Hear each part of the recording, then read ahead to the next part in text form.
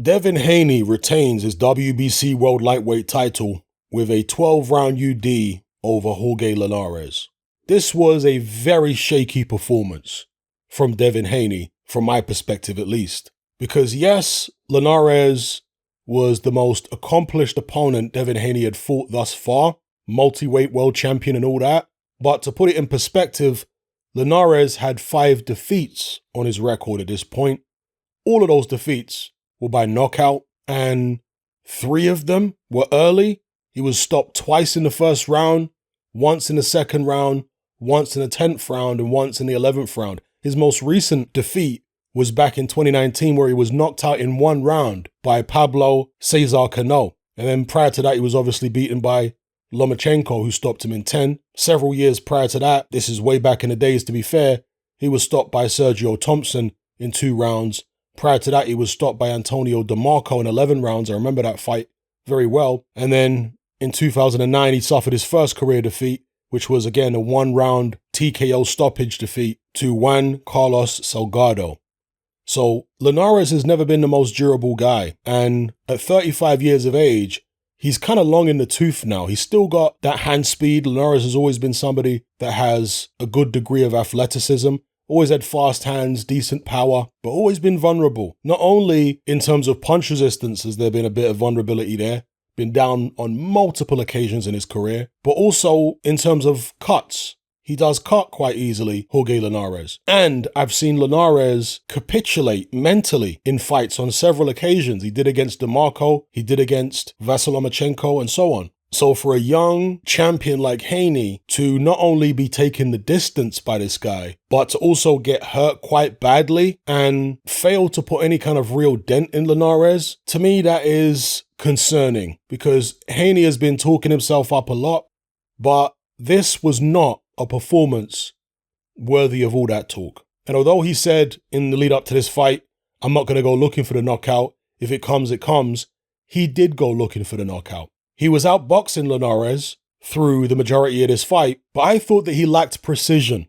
His right hands were not really landing clean. He was trying with a straight right hand early. That wasn't landing. It was being blocked by Linares' gloves. And then he tried to curve the right hand round the side of Linares' gloves, so kind of throw a right hook.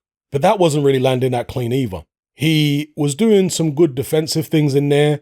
He was making Linares miss with his left hook by pulling back. He was having a lot of Linares' shots sail over his head by ducking low on the inside and at mid-range. He was controlling the fight, at least at one stage, with his jab, with some real nice work with that punch. But when it comes to his power shots, there was nothing putting a dent in Linares. And again, this is a guy who has seen better days at 35 years of age and has a history of not being that durable.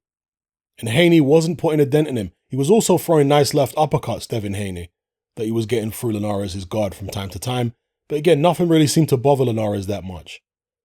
There was a point in the middle of the fight when Devin Haney decided to stop boxing and moving around. And he wasn't running in this fight by any means, but he was boxing at long range for the most part. But towards the middle of the fight, he said, you know what, ditch this. I need to stop this guy. I don't know whether it was due to advice from his corner, or whether it was a decision that he decided to make by himself, but he went in there and he started pushing Jorge Linares back and was clearly looking for the knockout. And again, his punches were not that precise.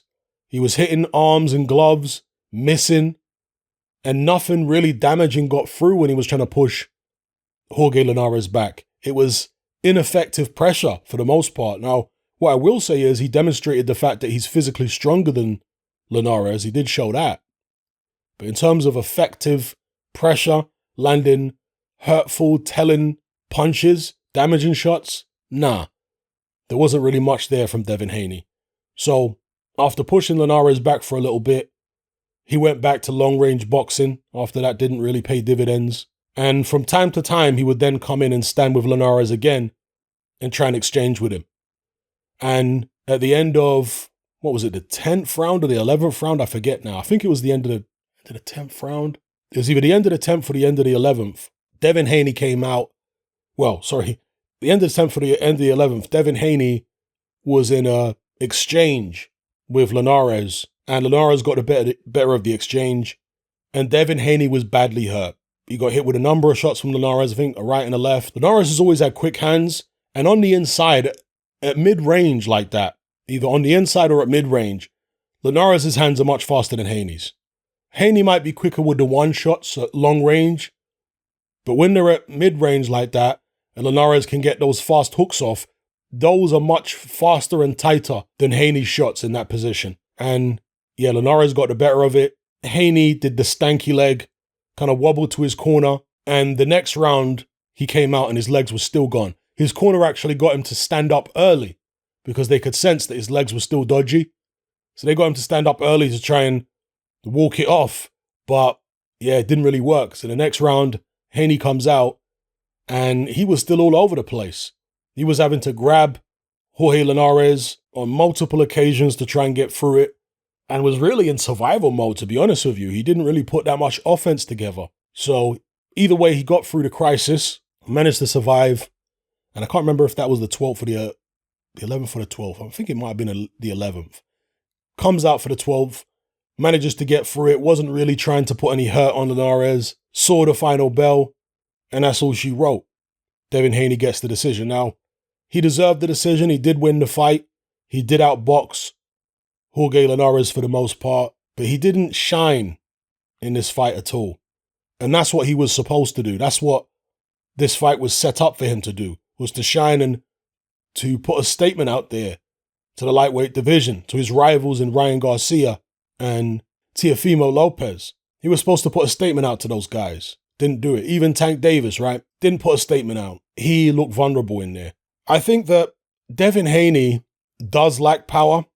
I know other people have said this over the past few years, but for me, it was hard to tell because, I hadn't seen him in there against an opponent who I knew had a certain level of punch resistance. So it's difficult to gauge, where his power is at until you've seen him in there with someone who we know their punch resistance, if you understand what I mean. And that's what we had with Jorge Linares. And based upon what he was unable to do here, in terms of really put a dent in Linares, you have to question Haney's punching power. To be fair, as I said earlier on, his accuracy or his precision was lacking. And if you're lacking in precision, then you're not going to be able to hurt guys unless you're a real thunderous puncher who can hurt people through the gloves. Most guys are going to need to land clean to be able to put a dent in their opponents. And Devin Haney, for the most part, wasn't really doing that with certainly the right hand. Did land a few clean uppercuts with the left. But be that as it may, I do think that's a valid criticism that Haney lacks punching power.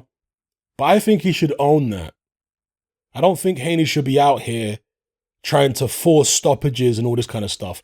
He gets criticism for being negative. I think he should stick with the negativity because it works for him. See, when he's boxing negative, he doesn't end up getting wobbled by Jorge Linares. When he was trying to get Linares out of there, he was forcing it and it just wasn't working and it didn't look good. At least when he's boxing on the back foot and he's being negative, it's not forced. It comes naturally to him. So I think he should forget about what the public is saying, what the critics are saying, and all this kind of stuff, and just stick to the negative boxing because that's what works for him. It's not going to be entertaining for me, all right? It's not going to be entertaining for a lot of you guys, but I just think that's who Devin Haney is based upon what I've seen here against Linares. Obviously, I've seen Devin Haney fight on multiple occasions for several years, but against this level of opponent, to me, it becomes clear that he is a boxer. He's not a puncher. He's a guy who can be a real slickster, make it difficult for you, stick and move, walk you onto shots rather than looking for the shots. And if he owns that and sticks with that, I think he'll have a lot more success. If he, at least at this stage, maybe in a few years, if he gets physically stronger and bigger, he's only 22 years of age, Devin Haney. Maybe in a few years that might change. But as of right now, I think he should just try to be the slickster that he is, rather than trying to force himself to be this puncher and Floyd Mayweather, reincarnated, because he's not that. Yes, he's got some of Mayweather's DNA there, but he doesn't have the level of athleticism that a young Floyd Mayweather had. So anyway, let me know what you guys think in the comments below. Did you, like me, think it was a shaky performance from Devin Haney? Or were you more impressed? Were you more sympathetic because of the fact that he's only 22. See, me, I don't really business when it comes to age of fighters because it's about experience more so than age. If you're good enough and you've got the experience, then you're old enough. Yeah, Mike Tyson was 20 years of age when he won the heavyweight title. Wilfred Benitez was 17 years of age. Amir Khan, I think, was 22. So if you're good enough and you got the experience, then you're old enough. Yeah, you're still a man when you're 22 at the end of the day. Now, some people, perhaps many people, will gain a good deal of strength between the ages of 22 to maybe 28, 29, 30. But with other people, the difference will be negligible.